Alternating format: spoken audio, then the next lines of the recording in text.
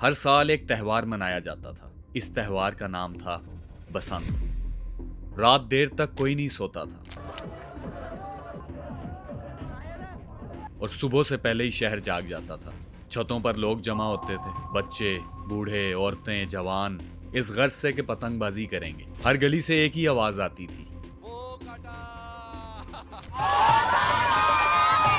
ये सिर्फ पतंगबाजी नहीं थी, ये त्यौहार एक एहसास था जिसमें शहर एक दिन के लिए अपनी सारी टेंशन भूल जाता था। उस वक्त पतंगबाजी को खुशी का जरिया समझा जाता था।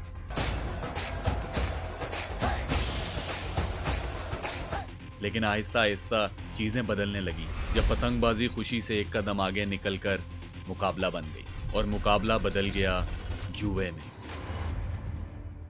अब सवाल ये नहीं रहा कि किसकी पतंग सबसे ऊपर है, सवाल ये बन गया कि किसने किसकी पतंग काट कर किसको नीचा दिखाया और उससे कितनी शर्त की रकम बटोर ली।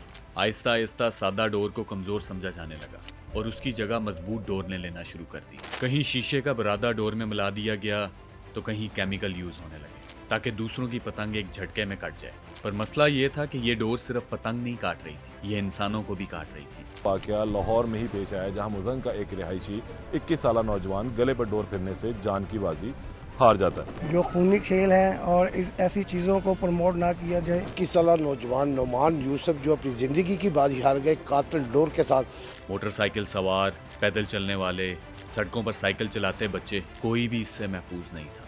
अचानक गर्दन पर एक झटका और सब कुछ खत्म। नौजवान जख्मी हो गया है, जख्मी को सिविल अस्पताल मुंतकिल कर दिया गया है। 22 साला एजाज मोटरसाइकिल पर जा रहा था कि गले पर डोर फिर गई है। पहले लोग कहने लगे कि ये एक्सीडेंट्स हैं, लेकिन नंबर्स आहिस्ता आहिस्ता बढ़ते चले गए। हर बसंत के बाद एक ही खबर, किसी की जान चली गई, किसी का बेटा घर वापस नहीं आया और किसी को मिली जिंदगी भर की माजूरी। और इसी दौरान प्रेशर बढ़ता गया। मीडिया, हॉस्पिटल्स, अवाम, हर कोई इससे तंग आ गया और फिर फैसला आया, बसंत पर पाबंदी। एक दिन में शहर खामोश हो गया, छतें खाली, आसमान सूना। मसला पतंग नहीं थी, मसला वो खूनी डोर थी। जब तक सादा कॉटन डोर थी तब तक नुकसान कम था।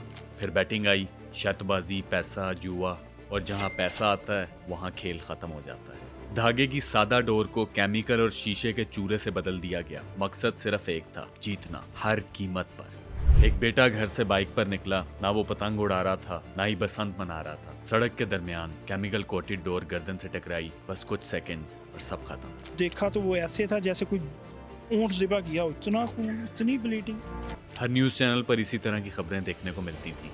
लाहौर में मनाई जाने वाली 2004 की बसंत की ऑफिशियल रिपोर्ट्स के मुताबिक 10 लोग मरे, 100 से ज्यादा जख्मी, बाइक राइडर्स, बच्चे, पैदल चलने वाले। आसमान रंगों से नहीं, खौफ से भरा हुआ था। अब कोई भी इससे महफूज नहीं था। साल 2007 में हुकूमत ने पतंगबाजी पर दायमी पाबंदी लगा दी। सब पतंगें अपने घर को लौट गईं। लेकिन सिर्फ पतंगें नहीं गई थी, बहुत कुछ और भी चला गया था। वो लोग जो पतंग बनाते थे, वो हाथ जो डोर लपेटते थे, उनके घरों के चूल्हे आहिस्ता आहिस्ता ठंडे होने लगे।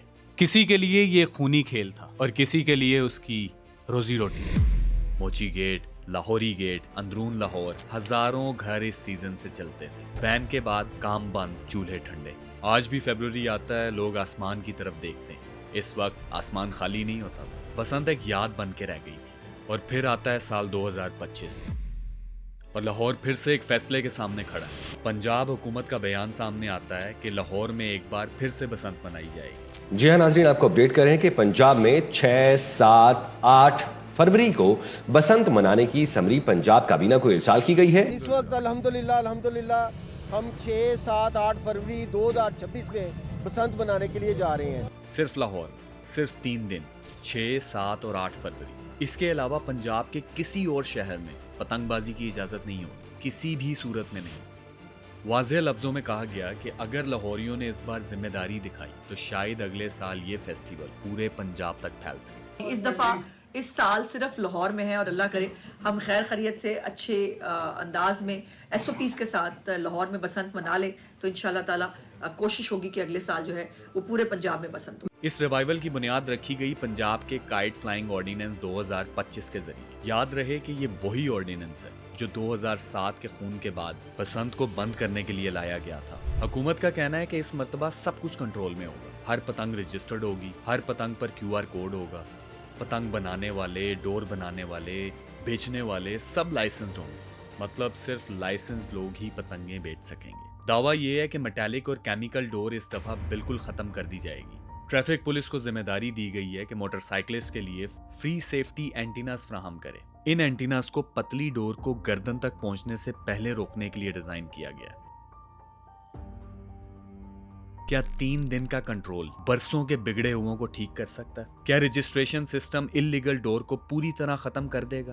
बसंत वापस आ रही है, लेकिन इस मर्तबा ये सिर्फ फेस्टिवल नहीं है, ये एक टेस्ट है शहर का, सिस्टम का और आवाम की जिम्मेदारी का। इस बार बसंत का इम्तिहान पतंग उड़ाना, किसी की पतंग काटना नहीं है। इम्तिहान ये है कि क्या लोग रूल्स को फॉलो कर सकते हैं। अगर नॉस्टैल्जिया जीत गया और सेफ्टी हार गई तो खुदा न खास्ता फिर कई और लाशें आएंगी। इस चीज की क्या गारंटी है कि बसंत के 3 दिन के बाद अगले पूरे साल कोई पतंगबाजी नहीं करेगा? मुकाबले जीतने के लिए लोग अपनी पुरानी संभाली हुई चरखियां इस बसंत में इस्तेमाल नहीं करेंगे और सालों लगाकर जिस खूनी खेल को जड़ से उखाड़ फेंका था उसको काबू करने के लिए फिर से सालों मेहनत नहीं करना पड़ेगी। और आखिरी सवाल तो ये भी है कि क्या बसंत वाकई में इतना अहम त्योहार है कि इसको मनाने के लिए हम लाखों जिंदगियों को दांव पर लगा दें? अगर वीडियो पसंद आई तो इसको लाइक करें, इस वीडियो पे कमेंट्स करें, अपने ख्यालात का इजहार करें और इस तरह की और वीडियोस देखने के लिए हमारे चैनल को सब्सक्राइब करें। शुक्रिया।